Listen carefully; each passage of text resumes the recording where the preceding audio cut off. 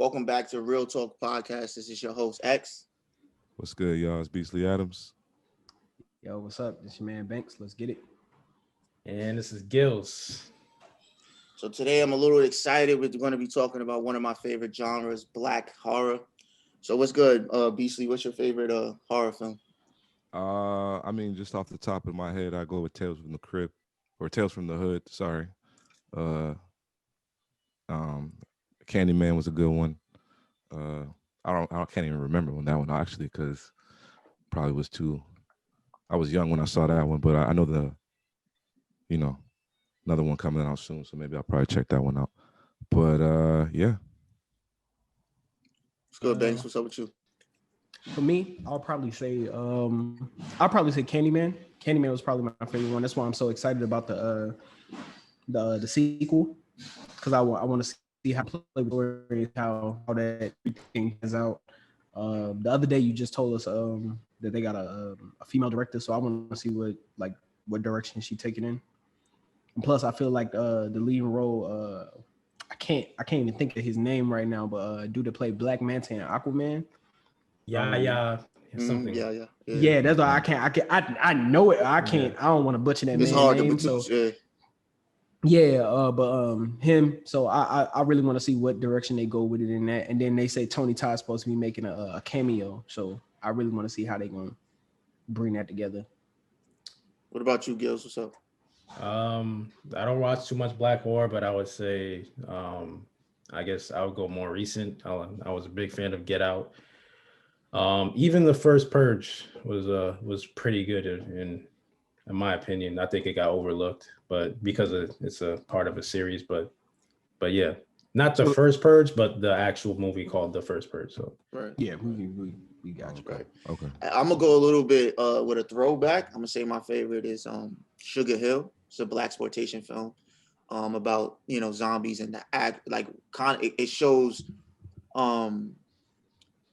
more of the realistic zombie that it originated from than some of the newer films and stuff like that. So I know all of us, we had this conversation a couple of times, in different rooms. And I know for a fact that Banks is not a big fan of horror. So what's up? Why do you feel that way? All right. So here's my stick with horror. For one, there's always like this irrational ass route that they take with how they come about falling upon the killer or the spell or whatever the case is with each that comes with each movie. And it's just like, I really just don't believe something that's like some situations they put themselves in. Like, for instance, me and Beastley were talking about the other day. We were like, or was that me and Gilz? We were like, killer runs at you from the kitchen. You're right by the front door. You run upstairs. Why? Why? Or the you're not supposed to be going out here. Like, for a fact, you're not supposed to be out here. You are here anyway, and then they're always doing the dumbest shit. Like, they're having a party in a haunted house, in a house that somebody's been killed in. Like, it ain't a legend. Like, for sure, people been getting killed out here. But it's just that, and like with a lot of stuff, I just feel like a lot of the writers are like, they're bland. They're lazy. That's what I'll say. They're lazy. They don't really go into it. Like I say, the Insidious series was a series that I really got into because I was like, it just drawn me to the story. Like I really messed with how the writer went about bringing about that story. So that's my stick with horror. Have everybody seen the Insidious series? Yes. No. I actually like the Insidious series. It's one of the first films that I actually got some of those jump scares where I actually jumped while watching it. But I do agree. I do agree with a lot what you're saying. I don't necessarily think it's the writers being lazy with it. Just because I know there's like different formulas that you write a script when it's coming to a horror film, and then when it comes to a drama or something like that, right? So it's just some things that you got to put in a horror film just to make it last last the film, right? So like if he runs outside, get in his car and drive off, the movie's over, right? So there got to be something. He got to trip, he got to fall, he got to forget somebody, he got to forget the keys. You know what I'm saying? Now I do agree with in some aspects of the lazy part. Like maybe they could just be a little bit more original with what they do, what they forget. So maybe they ain't forget the key, or maybe they got the key, got outside, and the killer already got to the car, which is why I liked Us and Get Out, those type of films, because there was moments like in Us when they first came to the house, when they first in the red jumpsuits came to the house, the mother was like, go get your shoes. Like that's something that we never see in horror films. Like she's preparing before the actual act of like this is danger to get ready for the danger. You know what I'm saying? So yeah, I do find those type of things interesting. What about you, Gilz? How do you feel about horror films? I like them when I watch them. I think to go off of your point with the Jordan Peele movies that came out, a lot of them are now they become so popular now that he's like a prisoner of his own success, where a lot of people are trying to copy or mimic his style. And so even down to the trailers, you'll see people just take old popular 90s music and just slow it down and try to chop and screw it and just put it in the trailer and make it but he's a producer on that, so I let that one slide. That's all him. I let that one slide, but it's happening a lot beyond like stuff that Peele is attached to. But yeah, I was a big fan of the Scream.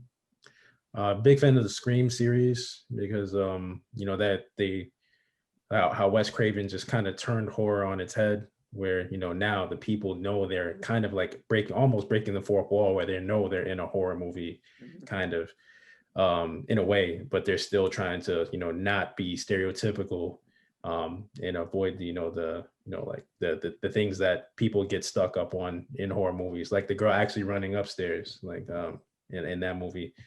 For some reason, in part 2, Omar Epps went out like way too fast. Like I don't know why he put his ear right next to the glory hole or whatever, but I was. So that's the other thing, like how they go out too. That's what I'd be tripping on. Yeah, but that is a huge trend that we have seen from the beginning to now, where Black characters are going out immediately or in the craziest, ridiculous ways and stuff like that. So what are y'all thoughts on that? Make it more realistic because we too athletic. I would say like to Gil's point, like with the Omar Epps thing, like he's to me, I don't know why you would put your ear like obviously in this movie Omar Epps was a grown man.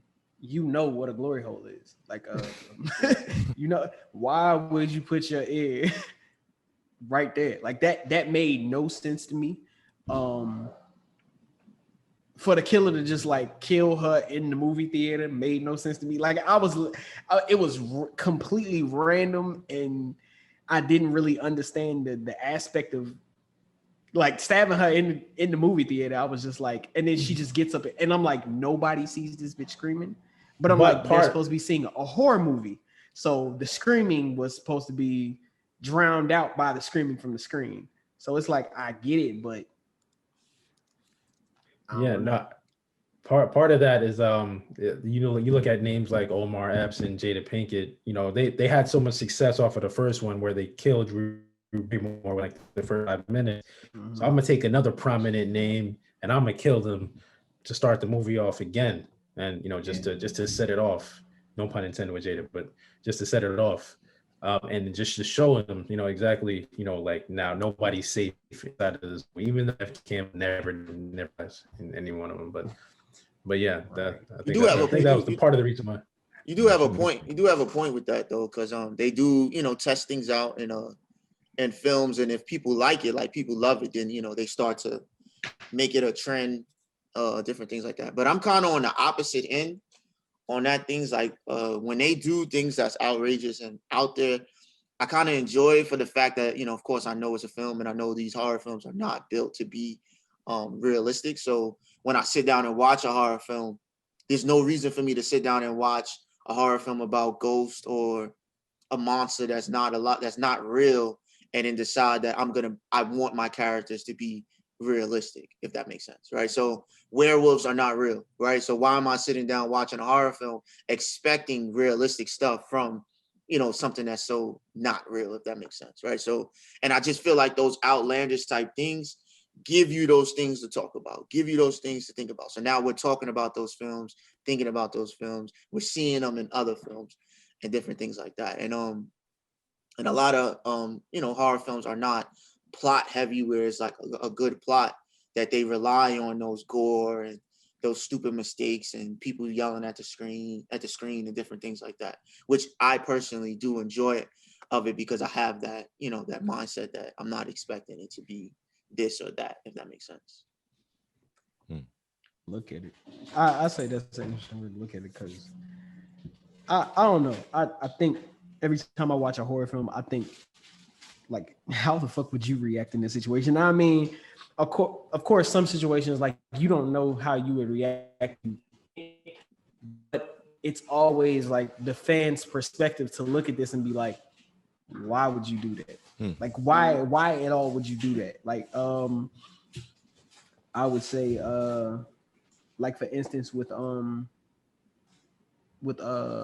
don't know if y'all familiar with the movie The Orphan. Yes. When old girl like plays, like, I didn't really understand how you hide height. Like, you remember during the movie, like, this, she's like the average size of like an 11-year-old girl. Like, she's like small, and then at the end, this bitch is like 5'11". Like, where the fuck were you hiding 17 inches? Like, where were you hiding this shit? So it's just like, and then you're like the father being that dumb and like, it's just like things like that. It's like, why would you be that stupid? Like, because of course, to your point, X, with the supernatural horror films, it's like, okay, yeah, this isn't real. So why would I expect them to act realistically? Because of course, nobody has ever seen a zombie. Jason Voorhees, he's a zombie.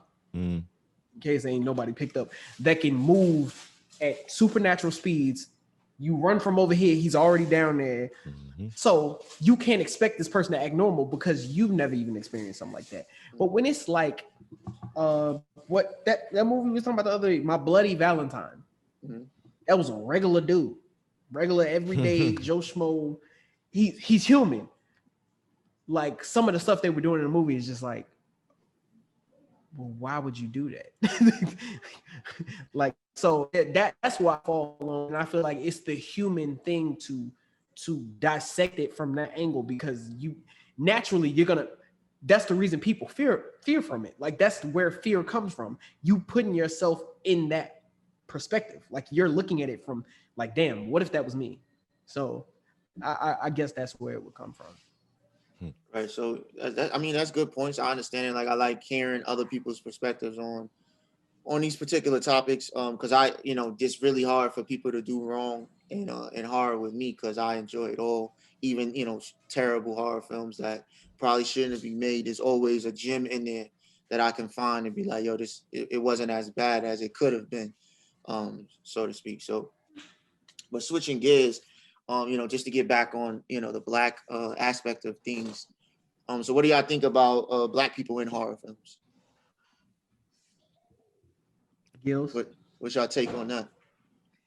I think the biggest trope that we know of is the Black person dies first, which I can't say is true anymore.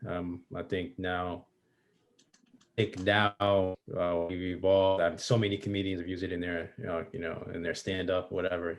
Everybody's aware of it now, that it's become something that you see less and less of. So I think maybe back the 70s, 80s, or 80s definitely, you probably would have saw that a lot more often than you see Early it now. 90s. But even early 90s, 2000s, you probably feel 2000s. What are you talking about? Nah, because that's when it started to change. I think that's when They still did it, though. talk about Deep Blue Sea and things like that. Different movies where guys you don't expect to come out. Go ahead. Oh, but I was just gonna say, with the Deep Blue Sea thing, that was like almost like an anomaly at the time. because and we know about the background on that with the whole contract thing with LL. So I really What contract? Explain. he has something in his contract where he can't die in his movies. Even back then? That's apparent. That's the nigga lived through the movie, didn't he? I need some literature on that. Yeah, I'm thinking more of like he had a certain amount of like close-ups or something like that. You know, actors do get those particular things in their contracts. I'm not 100% sure what LL had in his contract, but they definitely get like you got to get a certain amount of screen time, whatever the case. Somebody who's really famous for doing that is Eastwood. He should do that from jump. Like, he not signing onto a film unless he get a certain amount of, you know, close-ups where it's just him on the screen. So it is common, and you know, like The Rock does it, Vin Diesel does it. So it is actually common. I'm just not 100% sure. You know, but those are like you know, actors with more cachet on their name behind than LL. But you saw Samuel L. die first in Deep Blue Sea anyway. So I look at things, you can say the early 2000s where, you know, people like that's some of the stuff where some certain actors and actresses, that was the only way they can, you know, get some work. That was a good way to get some work, is just do like a horror film.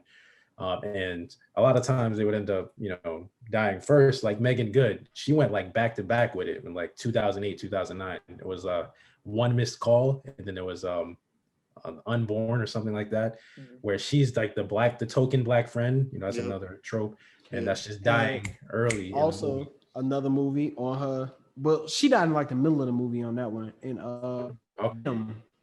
Venom.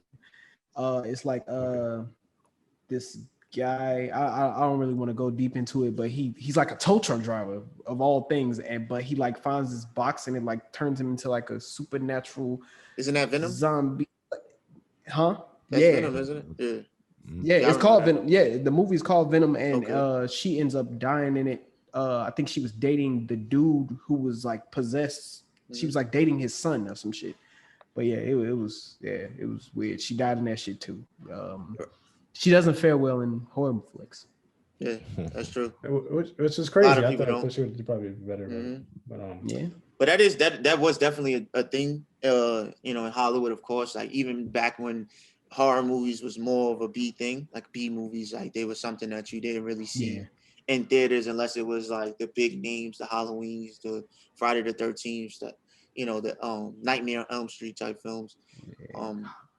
And going back even before then, because, you know, there was horror had its like its growth where it wasn't horror. They didn't really have horror films, and then as it started to grow and became what we know as horror right now. So like, it, you know, every year it evolves, even going back to Nosferatu, the black and white films, and then going through the 50s where it was just a huge like push of sci-fi films. Really, so it was just, you know, Swamp Thing, different things like that, King Kong, Godzilla, and then they didn't really even have black people in those type of horror films, but they did keep, you know, certain aspects of black people in the horror films, because they kind of like built their creatures and those characters from the features of black people, right? So that Swamp Thing got big lips, big nose, muscular body, things like that. So I kind of wanted to have this conversation because black people have been in film, as we know, since film started here. And it goes the same thing for horror, even when we don't see black people in the films, right? So back when they did blackface, all the way through, you know, the sci-fi era, where, like I said, it was it carried our features, and then into the 60s where we were, you know, slaves or you know, just side piece characters, a helper or something like that. Then got into the 70s where now we're doing blaxploitation films where you got, you know, Dracula, Blackenstein, like I mentioned earlier, Sugar Hill with the zombies and stuff like that. So we started to actually be in the forefront and starring in, you know, in horror films and things like that. And then we get into the 80s, and then now we're back at this point where we're dying first. Or another trope is you got a real big black strong dude, and then he fights the killer or sacrifice himself for the white leading role. And then that was just used to show how strong the character is. So now, like, oh, they killed the big black dude, so this monster is serious or something like that, right? And then we get into the early 2000s where you got black people surviving a little bit longer in films, like we mentioned LL Cool J and Deep Blue Sea. We mentioned Brandy and Still Knows You Did Last Summer. So those films, they do have those films. And then now we're in a completely different era where we're the whole movie. Yep, we're directing it with the leading roles and stuff like that. So Yeah. do y'all, like, how do y'all feel about knowing that information now? Like, how do you see it? Like, do you see like because we are, you know, progressing and moving forward in that genre? I really put it like right. I really put it like right where like everywhere else we are in film. Like as I said in our first episode, like I really felt like movies didn't get like the kind of back like when it was us in the forefront, and I feel like it's the same way when it comes to us being in the forefront in horror. Like it's not like we're like right up front. Like I told you, a movie that wasn't even about, like we weren't even the main character. Jeepers Creepers 2. There were 3 black people that I can remember, like for sure. There were 2 students and 1 coach. The coach dies like damn near immediately. But 2 of the 2 black athlete, like the 2 black students, they actually live, and one of them ends up like actually fighting off Jeepers Creepers. Like I don't know if y'all remember what he got. He was riding in the back of the truck and got threw off the truck, and he's like holding Jeepers Creepers off of him, and they like dude can hit him with the spear. So it's like that was like one of the first times that I can recollect. It's probably maybe not the first time that it's happened, but it's like one of the first time I can recollect where, besides LL and Deep Blue Sea and Brandy, that like he wasn't supposed to be like the main role, but he made it through the whole movie. So right. And it's actually interesting that you bring that up, because I see that as they're trying to satisfy 2 ends, right? So they're trying to still keep that token, right? Like we're still going to kill off, you know, a minority as soon as possible, but we're going to have some that survive to the end. And it kind of reminds me of George Romero's Night of the Living Dead, the original, made in 1968. Because that film is actually really interesting, because people look at it as something that's groundbreaking because he had a black leading role throughout the film. And, you know, in the 60s, that was something that wasn't really, that was not happening at all. And then you got to think about the times of the 60s, like what was going on in the 60s with the, you know, the movement, you know, and different things like that. So they say that he didn't, that like he didn't hire him with the expectations that he was black. He was just the best actor at the job for the job. But if you watch the film, there's no other black actors. He's literally the only black actor, right? So in my opinion, that's kind of hard to believe that he didn't kind of do that on purpose, because he was kind of a political director in itself. But like to dive a little bit more into that film is that everybody thinks it's, like I said, everybody thinks it's groundbreaking. Everybody thinks it's great. It helped black people get jobs, see us in different views and different things like that. But if you dissect the film and really look at the film, I personally think he's doing the opposite, right? So as we know, the film starts off, you got 2 white characters. They get attacked by the zombies at the cemetery. She gets away. She gets to the house, and he's already in the house. Right, he's like trying to board it up. He's fighting off the zombies. He's doing everything that we would see a hero doing, right? But there's a trope. There's always been a trope that the black character always, has a white interest, right? So he's protecting his white interest, right? So that's one trope in itself that they constantly have in films, right? So that's one that kind of like go under the radar that people don't really like to put in the forefront. Another thing that I've noticed is that everything that he tries to do does not go right at all, right? So everything that he tries to do, somebody ends up dying. He's trying to board up the house, a character dies. He tries to go get to the car to get gas so he can get out there. A bunch of characters die, right? Something happens, like the girl downstairs, the daughter downstairs was bit. Then they had one guy say, let's stay downstairs. And if it makes you think that if they did stay downstairs, maybe they would have survived. right? Because zombies never really get downstairs until the very end of when the house just finally gets overran and everybody is pretty much dead and gone. He's the only one left, and then he's about to survive, and then he goes to look out the window, and then they have this white mob of people, of all white characters, a mob in the 60s going house to house shooting people, and they shoot him dead in the head in the window, and he dies. So it's insane. It's kind of different because he had a gun in his hand looking out the window. No zombies are really like walking around carrying guns, right? So if you see somebody with a gun, you would think they would automatically assume that maybe he's not a zombie. But and it always bothered me because he shot him dead in the middle of the head. So he had a perfect sight to shoot him in the middle of the head, but he didn't have a good enough sight to see that he wasn't a zombie. Right. So yes, it was a movie in that time with a black leading role, but what good did it really do when you really sit down and you dissect and you look at the film? Kill him off at the end in that manner. By a white mob in the 60s.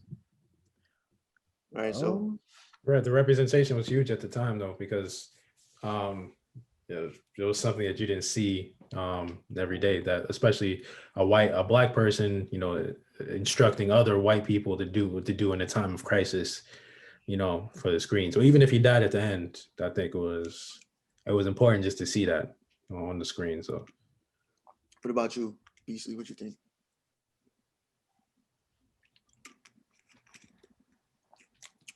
What's your thoughts on it, Beastley? Excuse me, sorry. Yeah, we're talking about black people, right? So yeah.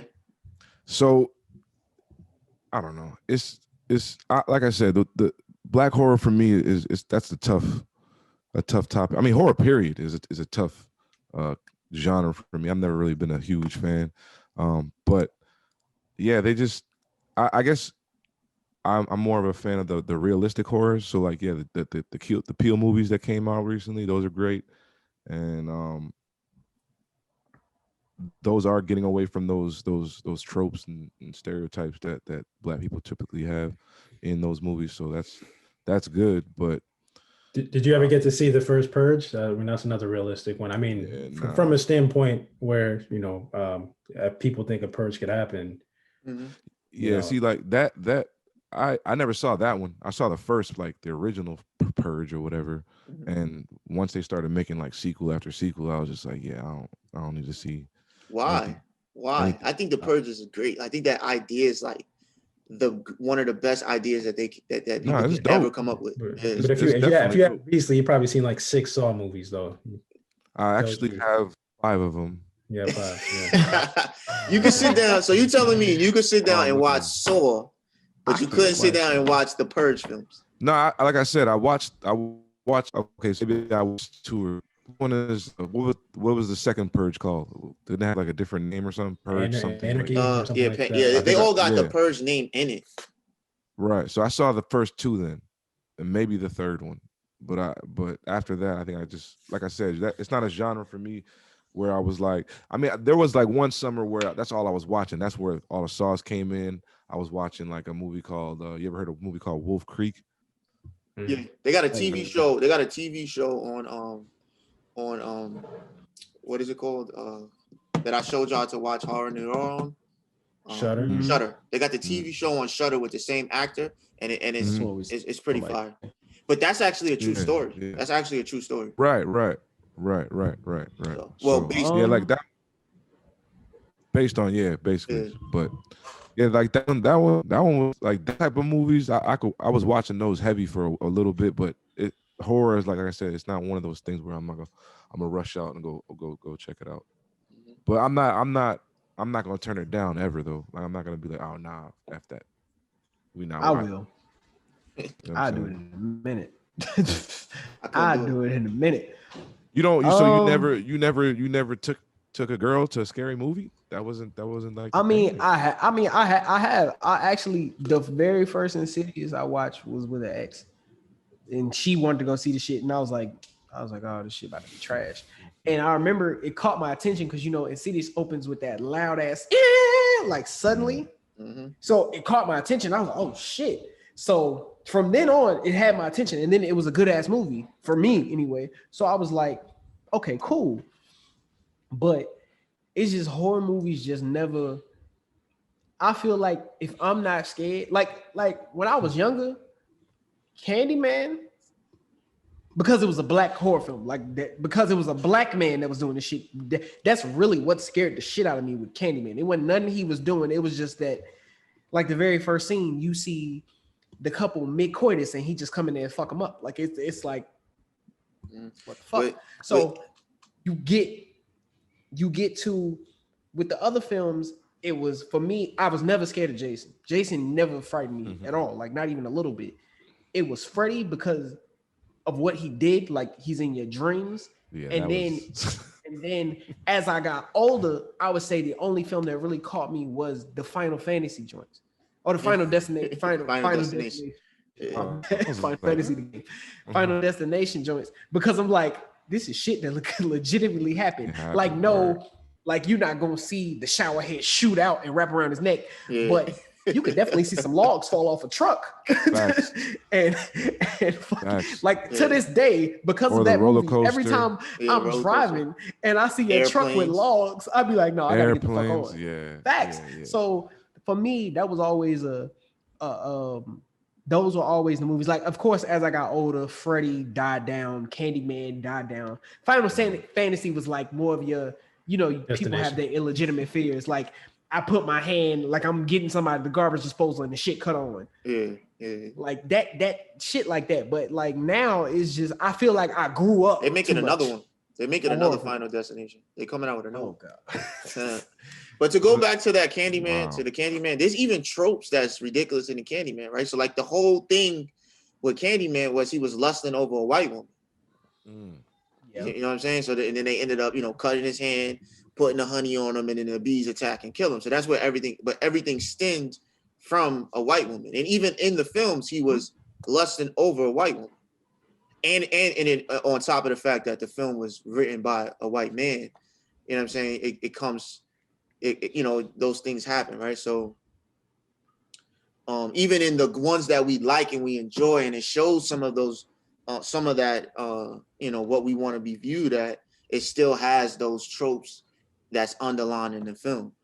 And then and it's so great now, and it's like amazing to be a horror film now, because now we have people like Jordan Peele that's helping and doing stuff like HP's Lovecraft, right? So now that series is crazy, because everything that we discuss that we don't like, he's kind of bringing that realistic feel to it, that this is something that I would actually do in this situation, even though like for example, when old girl was running away from the vampires in the woods, right? Like she was haul ass and running straight. She ain't look back. She ain't trip. She ain't fall. She ain't stop for a break. Nothing. She just ran out, had a mission, and succeeded at the mission, right? So, but even in those, there's still some things that aren't as that still have it, right? So, like for example, her sister, the dark-skinned girl who was wanted to be a white woman just to see what it feels like. Even at the end, she was still lusting over a white woman. So do you think that that stuff? See what I'm saying? So I mean, I feel kind of like hear me out for a second. There was a time in the 90s where I can't say we, because I ain't there. I've been happy to be black all this time. But there were black people who maybe they didn't want to be white, but they wanted something that like to do it. Like, and it comes from that they wanted the straight hair. They felt like what they had wasn't good enough. You wanted the nose jobs, you wanted the slim nose, you wanted the slim body. Like, we didn't start seeing till the mid 2000s, where women were actually proud of being like thicker. Like, they used to want to be built like pencils, and like flat ass was okay in the 90s. Like that was all right. Maybe not for for a black, like I'm just saying, maybe no, I'm saying for the women. For me, for the men, yes, it was always but for women, a lot of women in the 90s, a lot of black women in the 90s used to want to be built like pencils. No, you're right. So Yeah, but I think it low key, because it was made in that time, I think it fed into that point. Like she wanted to be, and more movies did as well. No, I mean, I understand, like I get the aspect of, I'm not talking about the aspect of her wanting to be a white woman, right? Like I understood why she wanted to be a white woman, because she done everything that this other white woman is doing, and she's not getting the job or whatever the case may be. So that kind of thing I understand. But what I'm talking about is the trope of a black character lusting or like in Candyman, like he completely became Candyman because he was lusting over this white woman. That's what happened to her sister. I can't remember her name, but the dark skinned one that, you know, like when she shed the skin, it was like this blood and gore was coming off of her. Like the CGI was amazing. But her character fell in love with the white dude who happened to be a white woman. You know what I'm saying? No, but she was taking the same potion to become that white man that was helping them out and leading them to where they needed to go and stuff like that. Like he was kind of like a butler or whatever. But really, if you remember, really, it was the girl that was trying to take the powers so she can finally be immortal and stuff like that. She was the one that was turning in and was, you know, trying to get that insight. But she was a white woman, and you had this black character still lusting. So even in our 2020, where black people are in the forefront of these you know, horror films and shows and stuff, you still 2021, you still have those subtle tropes that are, you know, still very active in what we're watching. You know, they just finding, you know, more clever ways to kind of hide it, and things like that. Is it because my bad? Yeah. Is it because do you think that they have to continue to have those in order to keep the horror genre, quote unquote? I don't think so, because you know, horror changes every film. There's something different. Like when Insidious came out, that was something different than what we've seen prior. When, you know, Jason came out, that was something different than we've seen prior, right? So like they upped the slasher film. So every time you see something like this, it just ups the game. So I don't think so. But what I think it does is there's just trends and tropes that we know and love, and, you know, we just continue to utilize them and just find unique ways to cover them up instead of just completely removing them. It made the show more interesting, right? Like the show was definitely more interesting to seeing it, and I don't think a lot of people caught on to that idea of it. But was it needed? Like, did we need to see that for the show to go forward? I mean, we might have. I mean, I wouldn't take anything away from it. After watching it and seeing how good the show actually is, I probably wouldn't, you know, take anything away from it. But it still is that, you know, that trope that we see so common in horror films. I think even with Candyman, or a lot of the black horror, I think what makes it successful is when it's rooted in reality. So, you know, even back then, you know, that dating a black man dating a white woman is frowned upon. It was a big deal. So, you know, I could see how something like that, you flip that on his head. You turn it into something scary where now he's out for revenge, but he's, you know, something completely supernatural. You know, you fast forward to Get Out, you know, obviously Jordan Peele did what he did with the movie, just using, you know, all kinds of representation, picking the cotton and everything, things like that. Black people, like white people wanting black people's bodies and things like that. But for some reason, I mean, even Tales from the Crypt, honestly, Tales from the Crypt was, if we're talking about specifically, and they dealt with a lot of issues as well in there, as far as, you know, abuse, the abuse, David Allen Greer, you know, white people in politics, you know, being racist, you know, things like that. But for some reason, the main, if we're talking about people who, like, that wasn't the part that scared me. The part that none of the stories scared me as much as the actual guy. Not even Candyman, the dude that played the devil, or it was the Crypt Keeper. The narrator. Yeah. The Crypt Keeper. He completely freaked me out. The fuck out of me. He completely freaked me out as a kid. Like but that was just how good he was as an actor. Like he could completely just To this day, every time I see him, every time I see him, I see that role where they like start burning, like where they see their bodies and they start like shitting shit, like simulating Bert Jr. from Players Club. Like where him and his homeboys, they like start simulating shaking and he like turn into the devil. That's all I see every time I see that dude, no matter what role he's playing. That's like I just feel like, I don't know if it was him as a person, but he always looks sweaty, out of breath, like just how he was in the movie. He always looks, no matter how dry that man is, he looks sweaty, out of breath, Don King Crow, crazy. Right. Mm-hmm. He rolls his eyes up big and whatnot. And that takes it every time. But I like that. So something that I'm realizing throughout this conversation is that we all do enjoy the realistic aspect of horror films. Like that's something that we look for and that we need to enjoy a horror film. So my question to y'all now is that,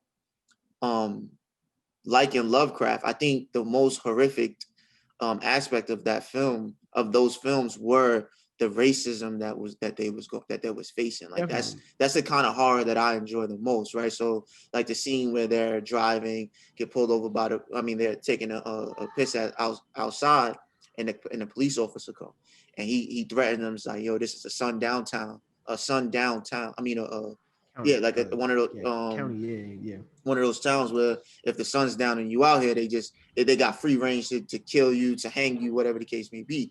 And to think that people actually, people that look like us actually had to live through those type of times, and then now we're seeing that and how ruthless that stuff is, and how it's coming to the forefront even in a sci-fi like Lovecraft.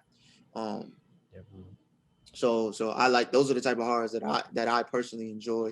And then the realisticness to Get Out, right? Like, so obviously they're not transferring brains and stuff like that, but it has been a thing of us being these like muscular beings that are strong, and we're different and we're alien, and that's why we're so strong and so fast, and that's why we're out in the fields and different things like that, because that's what they used to do. They get a slave, look at him, all right, you're going to be in the field, you're going to be in the house, you're going to be cooking, you're going to be doing this, like I've in one of my classes I learned that there was a whole fish doctor.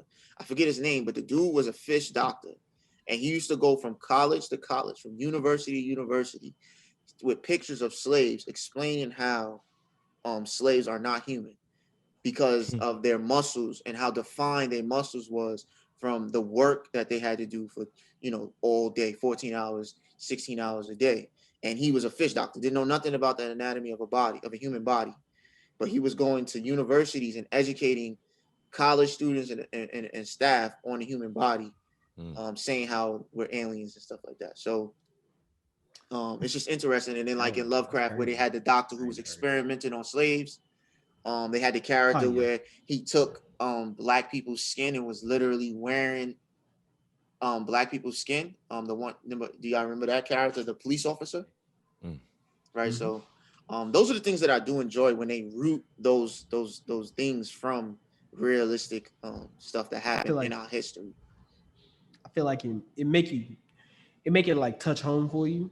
Like it's kind of like I don't know. I feel like it makes it more realistic for you. And even though, like, of course, I ain't never lived through Jim Crow. I'm living in the times I live now, and shit's still bad for us now. But it's just like, as bad as it is now for us, it ain't that bad. Like it's not as bad as that. I'm not saying it ain't bad. It's terrible. Like I like every day waking up and being black is like it's a job. It's a full-time job. From the time you open your eyes, and it's a job you didn't choose at all.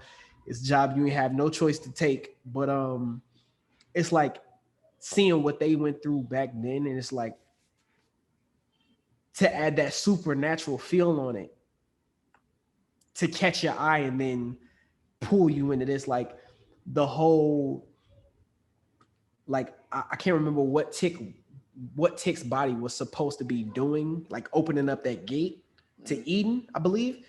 And it's just like, like people all the time. It's like ties into different stuff that you like hear from people. Like there's a lot of people who feel like Jewish people aren't God's people, like black people are God's people because of the 400 years of slavery, and like it's a lot to dive into, but it's a big eye opener, and I like his approach. I like their approach to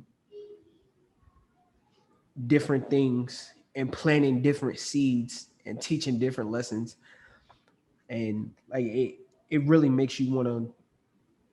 Honestly, it makes you want to open a book.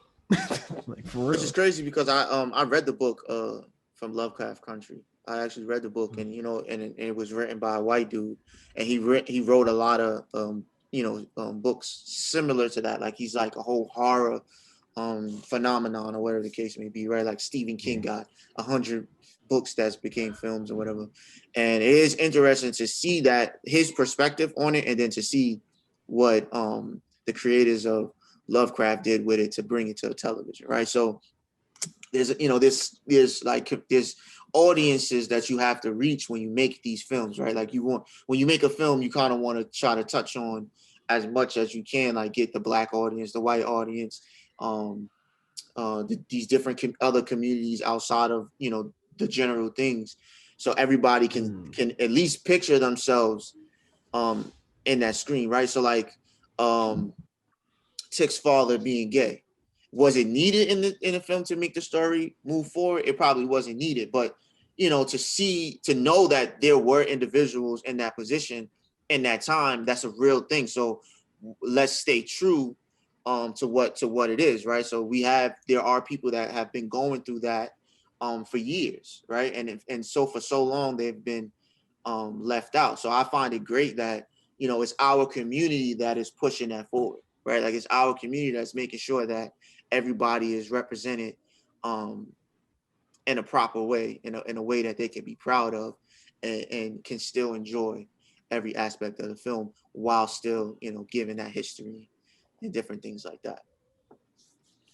All right, so the next I did want to ask y'all, what do y'all think horror films need? Like, do y'all think horror films are needed? Like, do you think if horror films dropped off the earth and nobody ever created horror films anymore, do you think people will miss it? Like, does it add something to it? Like, what's your thought process on that? I think you need horror films because it's just like in music. You can't just take away jazz real quick and be like, oh, people don't really like it, so we don't need it. You need horror because it's done stuff for the film community, the film world. So whether you like it or not, whether you're a fan or not, you can't just take it away.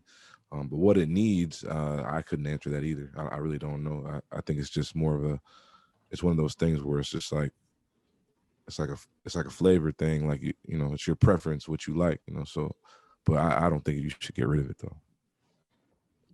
What's your thoughts?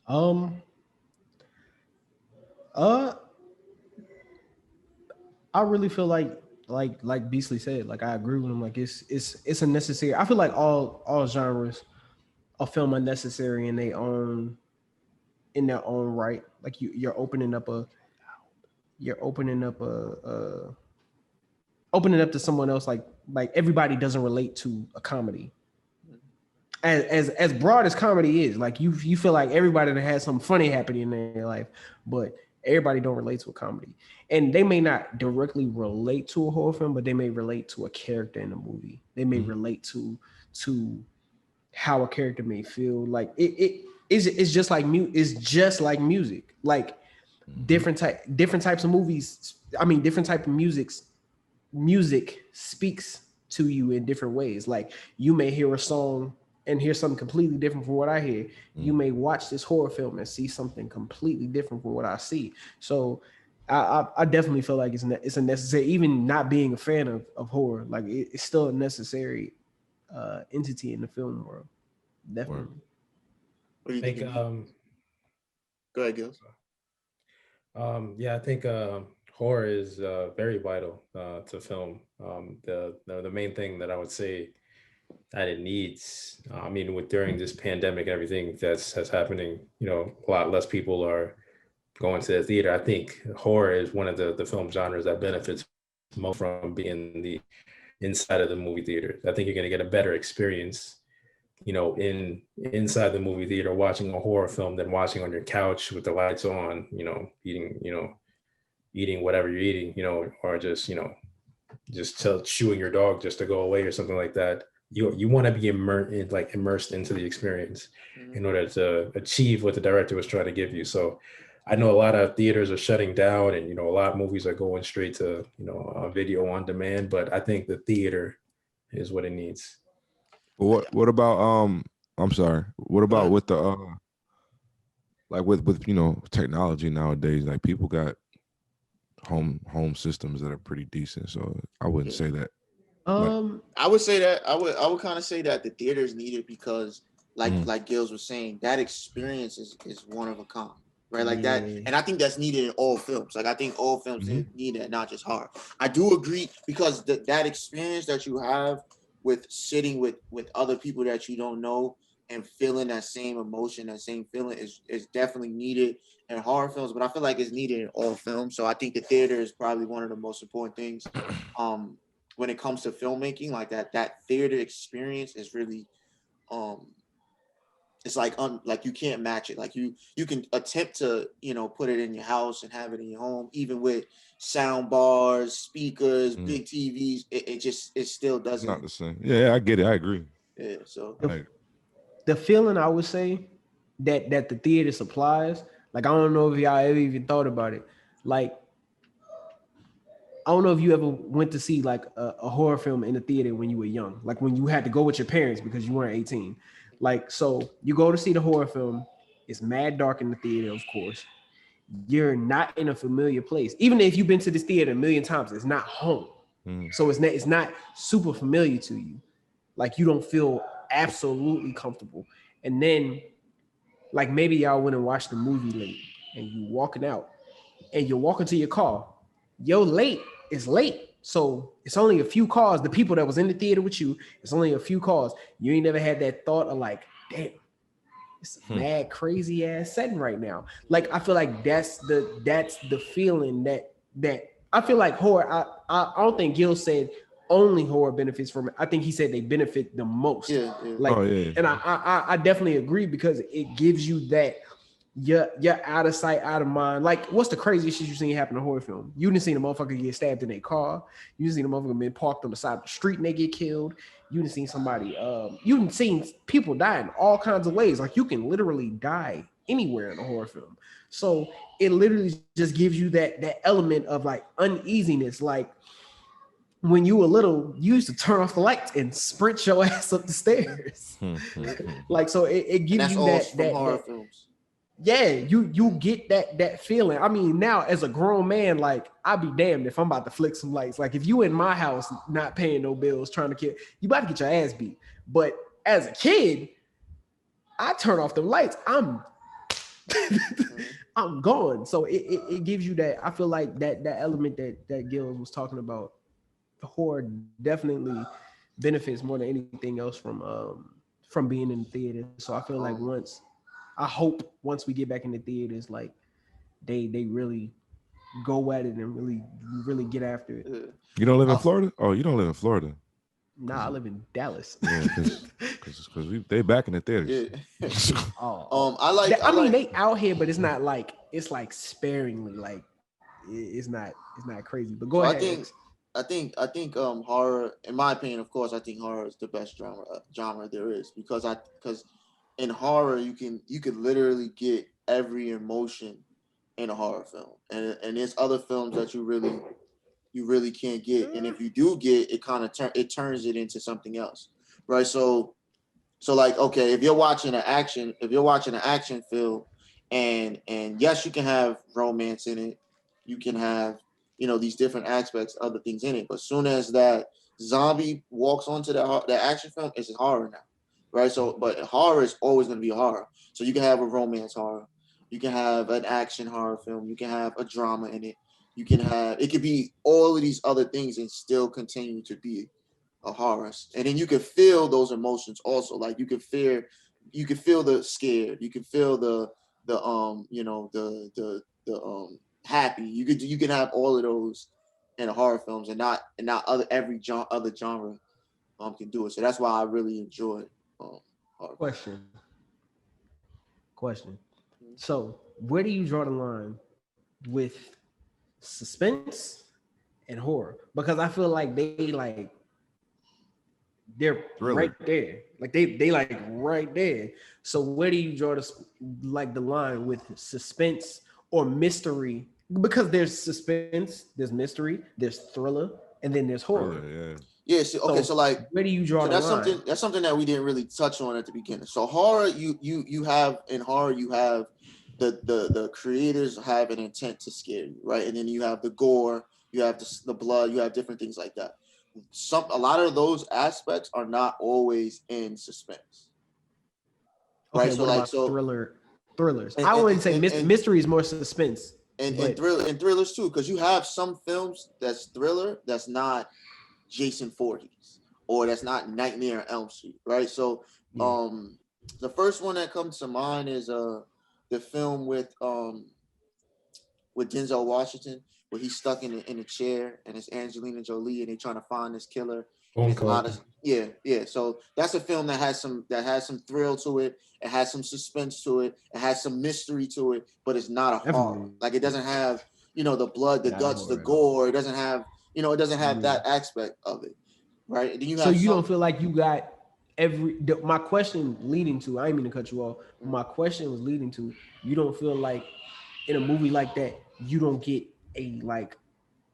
a dose of like, maybe not scared for yourself, but you like some people grow attached to characters. Like you're like scared for the character, like, oh, whoa, what was that? Like you don't feel like you get that. I feel like you can get those emotions from movies like thrillers and stuff like that too. Yeah. So when it comes to categorizing films, it's not based on what the audience feel for the film, right? So like if I make a comedy, like if Kevin Hart does a stand-up, that's a comedy. It's considered a comedy.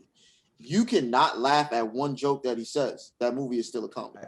You get what I'm saying? So that's what it is. So like the audience can feel. I can feel scared for you. I felt scared for. Did you ever seen this? It's this movie with Owen Wilson, the one he got the messed up nose, and he's in another country, and Owen Wilson always has a messed up nose. Yeah, I'm saying he's the one with the messed up nose, and he's in he's in another country, and he got his family with him. And he's like a big name in a business or whatever. And it came out like 4 or 5 years ago. Yeah, I think it came out 2015. And they gotta like the country like goes crazy. And I know what you're talking about. I seen the trailer, but I never seen the movie. And he throws his kids. Throws his daughter in the trailer. I was petrified for those kids because they showed the emotion so well. Like the emotion, like the way they captured the emotion, the slow motion was beautiful. Like they captured it perfectly. And I was scared for those kids. But that movie is still not a horror. You know what I'm saying? So like how you feel about it. So it's subjective. What's subjective? I think it's basing it off intent. Like what you get from the movie, it's subjective to you. Like what you get from the movie, but that doesn't necessarily. What you're saying is that doesn't necessarily make the movie this. Yeah. So just because you got that feeling from it. Okay. What makes the movie what it is the intent of the creators of the film, pretty much, right? So like if I set out to make a horror and I put some jump scares in there, I put some gore in there, it's a horror regardless if you sat down and was scared, not scared, whatever the case may be, it's still a horror, is what I'm saying. So like that aspect of it is not up to the audience. What's up to the audience is if you like the film, right? Like, that wasn't that scary, or that wasn't a good horror film, things like that, right? So that's okay. It was bothering me. It was bothering me. It was No Escape. No Escape. That's what it is. I thought No Escape was a great movie, by the way. Just if you ever want to watch it, it's a great movie. I've been meaning to watch it. The Owen Wilson joint. Yeah, Owen Wilson. Yeah, I seen it in I seen it actually. I think maybe I was at the movies and I seen the trailer, but I never got around to watch. I didn't see it anymore because at the time I didn't watch regular TV. Like I might Netflix, Amazon, but I don't watch I think I watched it. commercials on regular TV. So I think I watched it on I ain't never Netflix one time. I know it's on Tubi. It was on Tubi last I checked. Which And is Tubi's crazy free. because the two actors, like the husband and wife, like they're two prominent comedic actors. So is And the then other there's dude. The Pierce third Brosnan. dude. Yeah. So yeah, he's in it too. He's pretty big. But he's too. James Bond. He plays drama a lot. But Lake Bell and Owen Wilson, they do comedy a lot. So, but I think if you do comedy, you have. I didn't even know. I didn't remember her in it, but yeah, they do comedy a lot. Yeah. That's like I've never even seen Owen Wilson other than Marley and Me. I ain't never really even seen him in like a serious. Oh, the first thing when I think Owen Wilson is Wedding Crashers, but that's yeah. You think of the comedies and stuff like that. Yeah. I don't think of him seriously. But yeah, that's a big thing that I talk a lot about with people is like the film is the film. Like if it's the intent was for it to be a horror, it's a horror. If the intent was to be this, is this. Now these characters, like these creators, they do flip flop what their films are based on like awards and stuff like that. Because if you haven't noticed, none of these horror films ever really win awards because there's no real like category for horror. Like there's no like at the Oscars, like they don't have best slasher. Which is why film. Jordan Peele made Get Out the way he made Get Out. Yeah, and he only won the screenplay. Like he won the screen, right? Yeah, you know what I'm saying. So that's it. They do that where they try to so they can get recognized and get recognition and stuff like that. But I personally consider Get Out horror because of the intentions behind. I mean, I feel like it's a horror depending on who you are.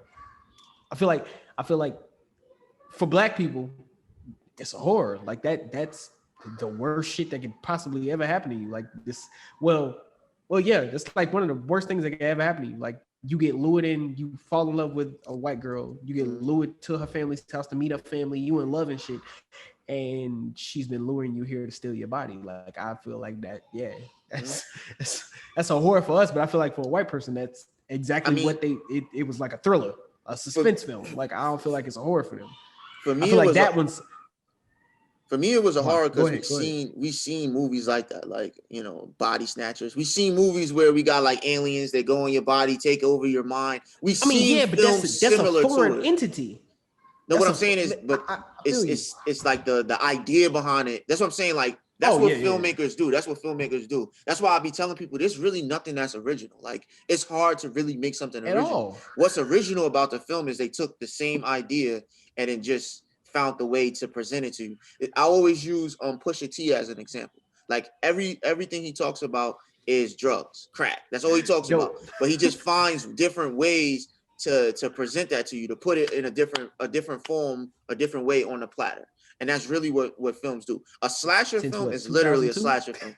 It's Scream, Freddy Krueger, Jason, Michael Myers, all of these slasher films are slasher films. You know what I'm saying? It's the same idea behind it, and they just found another way to dress up that idea and present it to the people. And then you just get a cult following behind it. People love it, and they just make 13 movies. You know what I'm saying? So yeah, another one that they don't let the series die. But another thing that I do want to talk about with horror films is that I get a lot that people don't like when they remake horror films or reboot them or continue them and stuff like that. So what are y'all aspects on remakes, reboots, continuing after years of horror films? Like they remade the Ghostbusters. A lot of people didn't like it. I wouldn't say Ghostbusters necessarily horror, but it's along the lines of I get what you said like that. They remake Texas Chainsaw Massacre, Freddy Krueger and all that stuff. Now they're remaking Candyman. Like what's your thoughts on that? They're not remaking Candyman. Continuing it, I did say at the beginning, remake, reboot, or continue, whatever the case may be. The question stays the same. My thing was anything. It's like with any other genre movie. It's all the timing. I don't like when they take 20 years to make a remake, reboot, or continuation. I just think it's dumb. Just leave it alone. And at that point, if it's gonna be that freaking old, but I'm cool with continuations, sequels, whatever the case may be, reboots. If it makes sense. If you're gonna wait 20 years, I think it should be a reboot versus a remake. Or a remake, a reboot. I don't know the fucking difference. When they start over and they tell their own version, that thing. That shit, whatever that is. If you wait 20 years, it should be your own different spin. Which one is that? Reboot or remake? Reboot. A remake is when they pretty much just redo the movie, right? So like they coming out with Little Shop of Horrors. They make it another one, the second remake. So the original posted like the other day. The original Little Shop of Horrors was made in 1960 with Jack Nicholson, right? He was like one of the bigger names that's in the film, right? And then the remake was with was the one with the girls from Martin, where they were singing it. That's the remake. That's the more popular one that we know. In 1986. That's the more popular one that we know and we love. But that's actually the remake. Jack Nicholson joint. Yeah, that's actually the remake to the film. So they're doing the second remake. And now they're doing another remake, which I think is a remake. I'm not 100% sure. It could be. It more than likely they just remaking it. They're doing the same thing. Just it's gonna be newer, like they did with the other remake. So that's usually a remake. A reboot is kind of like they're bringing the series back. It's pretty much what they be doing with Michael Myers. Like they keep starting from the beginning, telling the same story but in a different way. Then a couple of years go by, they start from the beginning again. And what they do, like those are kind of like reboots. And then now you have like what Gilz was talking about with the continuing things where they're kind of like passing the torch, where they're gonna have the old characters there, which they do a lot, where they pass the torch, where because that's what I think they're gonna do with Candyman, is they kind of like passing that torch down. Then they're gonna start making those films with the new characters and going forward. They do that a lot with like comic book movies and different things like that, where they got different worlds and different. They just did it with Wonder Woman, that terrible ass movie. Oh my god, that was awful. That was awful. Don't waste your time. I'm about to watch it tonight. Don't waste your time. Don't do that. Don't do that. Anyway, but Gilz, what you think about the reboot, remake, continuing define? I go in a different direction than where Beastley Adams goes. I like when you give it room to breathe. The more popular it is, you don't want to beat it into the ground. And I know that you can make sequels the next year right after, but if you're gonna wait like 10 years or a decade, then we can likely see a sequel, and you can make people go back to the beginning and see exactly where it came from, and see exactly like what people are talking about. Like there's the example with Candyman where you're seeing they're taking elements from the first one and they're continuing it. They're making a sequel and they're putting it into this new one that's years and years, decades down the line. But you have things like It, where they just completely just took it and they just revamped it and they just made it into like a more modernized version. In today's time, even though the new one. You said you hated the new one? Bro. You know how I don't know why you do this. You know how I am about horror. Like I was like this. The new It, the entire movie. The new It, the new version that they did was like one. I understand why they did it, because it's to make money, right? You're not gonna make a 3-hour movie, get paid once, when you can make two-hour movies and get paid 2 times, right? So that's obviously why they, like what he said, they revamped it, right? Yes. But what I liked about it was they took it a step. They took it just those steps further, right? Because like have y'all seen the original? I've seen all of them. So the original was they were adults, and then it was going back in time with memories. What they did in the second one was pretty much what the original was the whole entire time. The first one, like the first It, the remake of it, that was kind of a little bit original, because they gave us this whole aspect of their childhood lives when they first beat, and like we're not seeing it in flashbacks, so to say, right? And then the main thing that I really enjoyed about it was the conversation between the kids, like that authentic conversation that they had. I felt like that's really how 11, 12, 13, 14-year-olds deal with like the mama jokes. You're scared of this, you're scared of that. Like that, I felt like that was really authentic, and that what made that movie so great. And then of course the CGI and then Bill murdered that role in it. The way the director was able to keep the suspense going, like they didn't see the actual it character until it was time for them to actually film a scene together, right? So like he was off filming his scenes by himself, and then the kids was over there filming their scenes by themselves, and they had no type of connection. They didn't see. So a lot of their reactions were authentic reactions because that's the first time they seen that actor in costume and stuff like that, right? And then that also leads into what I want to talk about, because back in it, because it is the highest grossing horror film that we've had, right? So before that, it was I Am Legend in 2007, and in 2017, this movie hit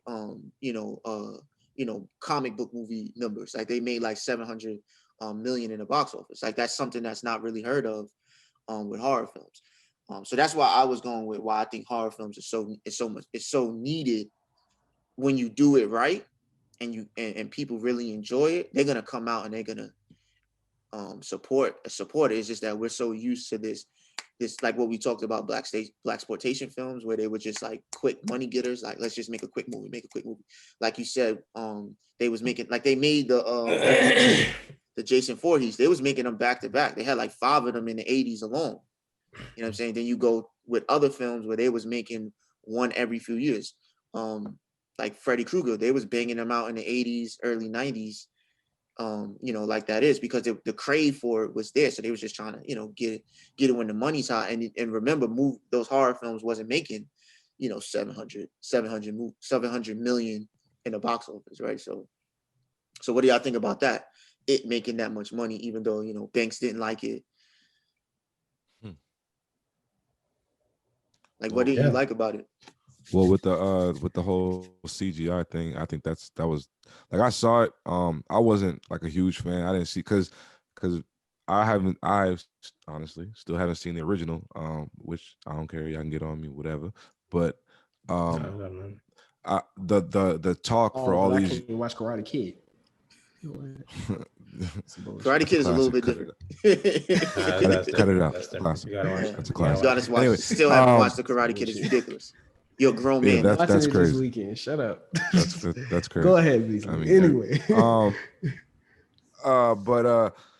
Like the hype or the talk about the original, it was like how it was just so scary, and people have grown up fearful of clowns because of this movie, and it's like, all right, so when you get a new modern day version of it, I'm thinking this shit about to be like, I'm not even gonna be able to go to sleep, and I fell asleep watching the movie because it wasn't that scary. But I do like I said, as far as like what I saw visually, as far as like the costumes and how they presented it, as far as like the the sound effects and the sound and the CGI and all that was great. Like it was great. So it was good to see it that way. But that's why I said I like the whole idea behind, like, if you're gonna do it later on, like, you just got to redo it and do it your way, like your version, reboot, remake. I don't know what the fuck the word is, but yeah.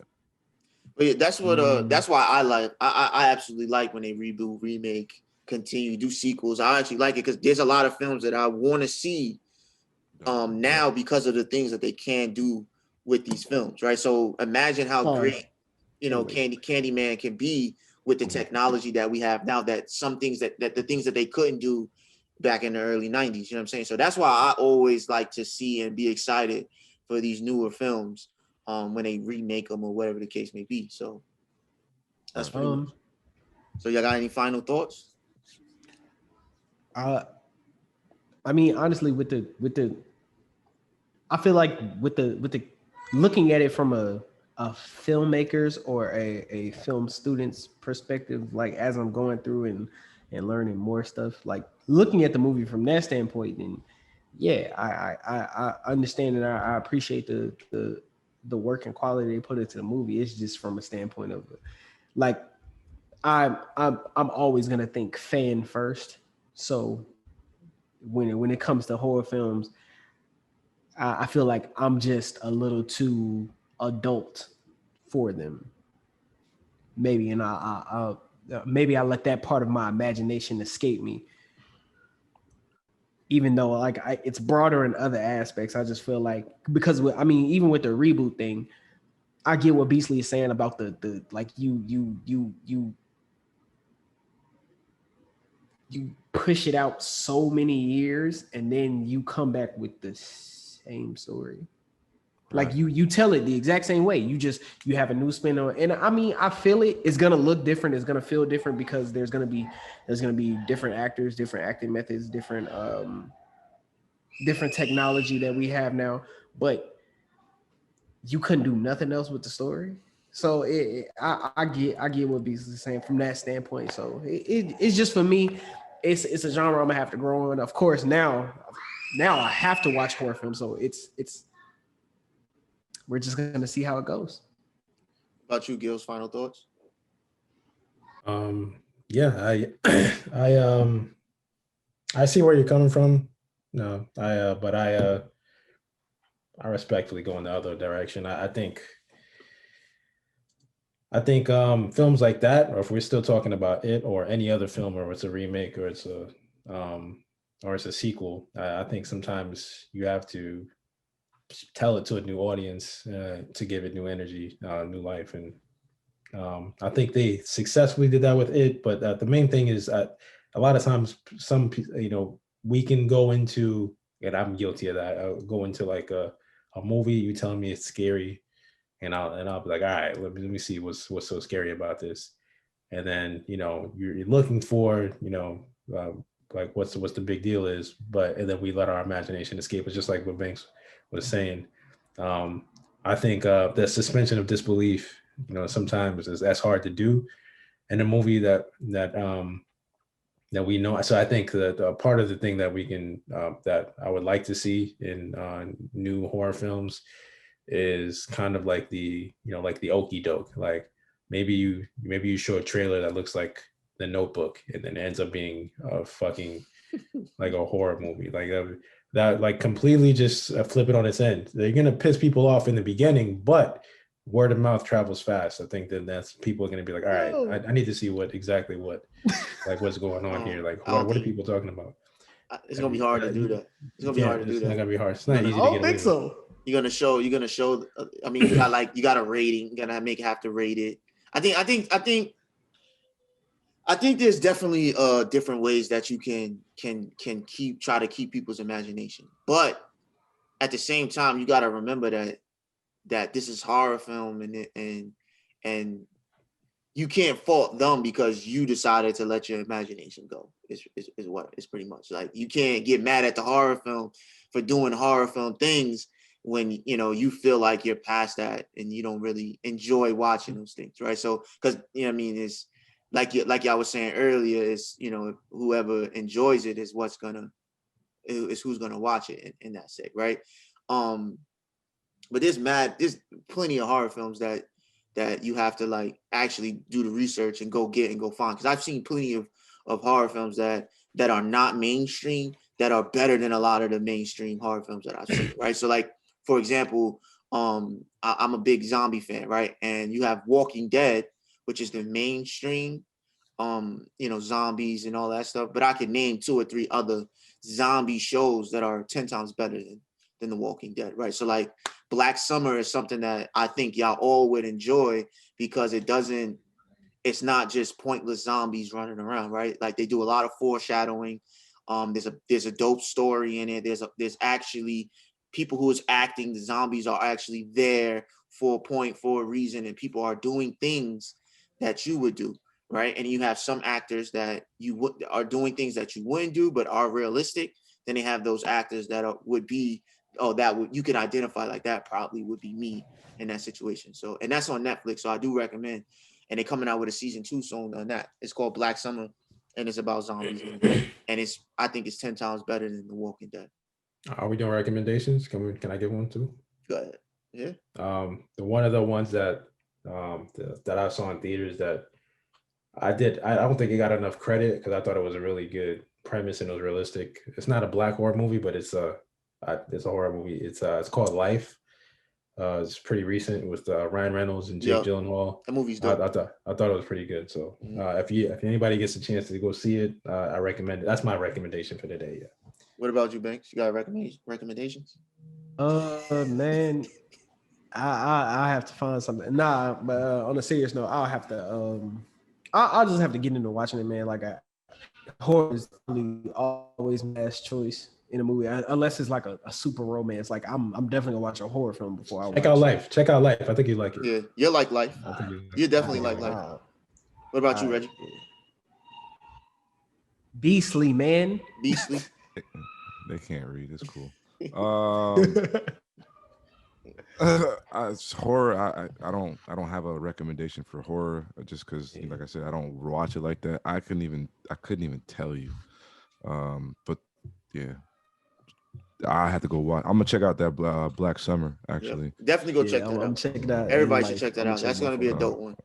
And zombies is probably my worst subject too. That's probably my worst one because I'm just like, unless they're World War Z zombies, there's so many things you can do to get around this shit. But like World War Z zombies, that's a